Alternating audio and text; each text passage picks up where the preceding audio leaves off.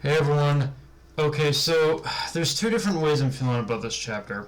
On one hand, Bakugo's return to the end was epic, and even more so, I liked how it was treated as kind of a parallel to back when both Bakugo and Izuku were kids. They would see All Might defeating a villain and how all they could do, and just looking on in awe as to much of a hero and god he was to them. And now here in the present, all they can do is watch in horror as a villain tears their hero apart. And in a way, like the scene itself, and I like how in a way, like you could say that the scene is crafted and more so as as an inverse to when they were kids. And how they saw All Might as this unbeatable god and whatnot. Now they're seeing him as probably the most human he's ever been, and and the way the scene itself is crafted does have this very horrifying undertone to it of this truly being probably the end of All Might, while still showing perfectly and with only so little dialogue that yeah, All Might's era is over, but their era as heroes, however, has just started. They're the new, they're basically they're the new heroes of this era. Now the thing is, though, this is one of those chapters that I think needed just one more page, in my opinion, because the way Horikoshi built up the scene itself, it made it seem like Bakugo's arrival is going to shift the tide or something or to be the one to save All Might.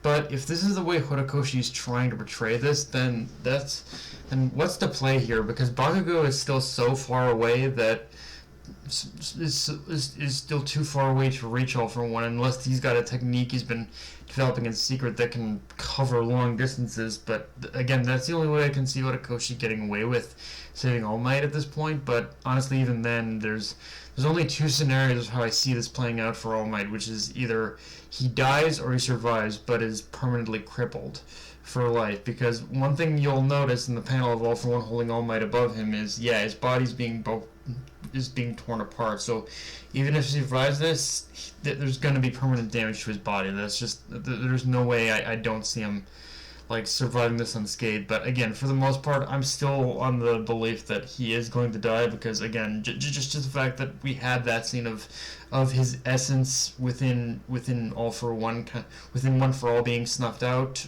Yeah, I think he still is probably going to die. That's where I'm putting my bet on.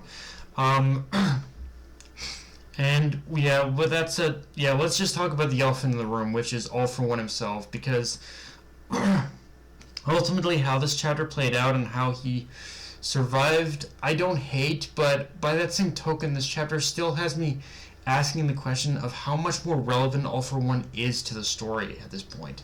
Because again, even if he does succeed in killing All Might, that still won't change the fact that Shigaraki has seemingly broken free from All for One. So unless he's got some other way to take control of Shigaraki, which also they take control of Shigaraki, then I'm just not seeing what his point is anymore in the story. Like, outside of just being the villain, there's nothing about All for One I take seriously as the villain anymore. I think, like, Shigaraki, at this point, is the main villain of the story. Like, All for One just is kind of a background villain at this point, which also gets to the heart of, I think, which also kind of gets to the heart of my question, that I must ask everyone who's watching this video.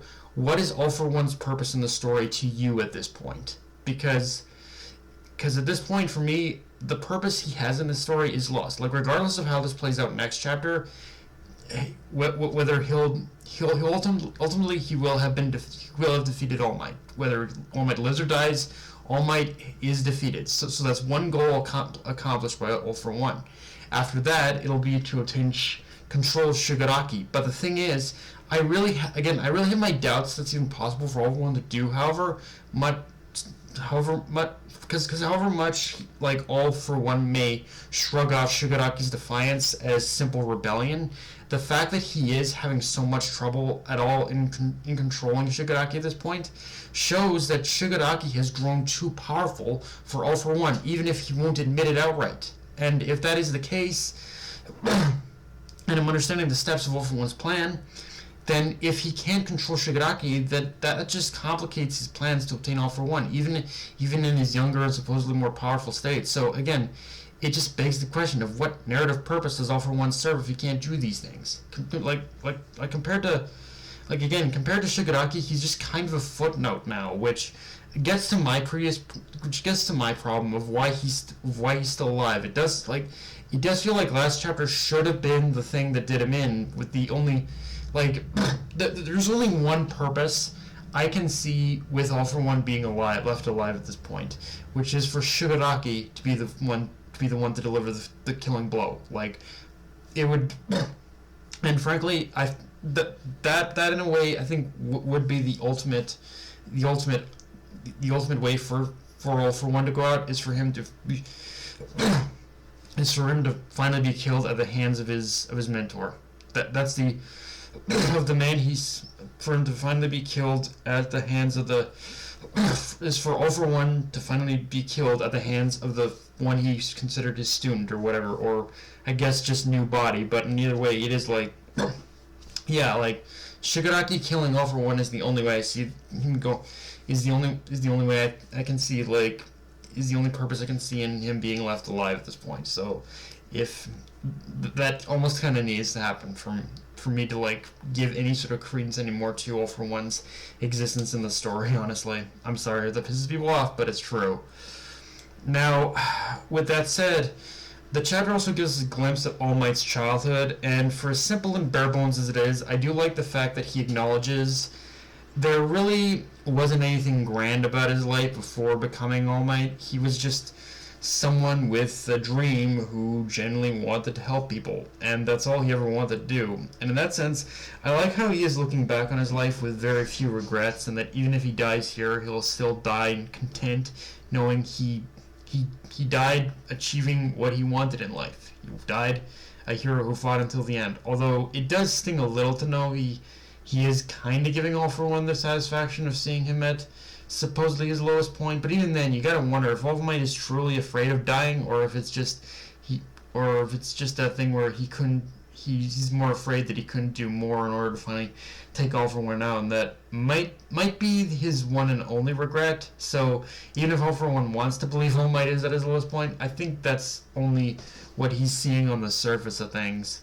But yeah, guys, that's pretty much all I got for this review. If you enjoyed the video, like, comment, subscribe, follow me on Twitter, Analyst Crunchyroll, be sure to notification bell, hit the subscribe button, and just share the video around, guys. Dark Knight of a Night signing off. Later, everyone.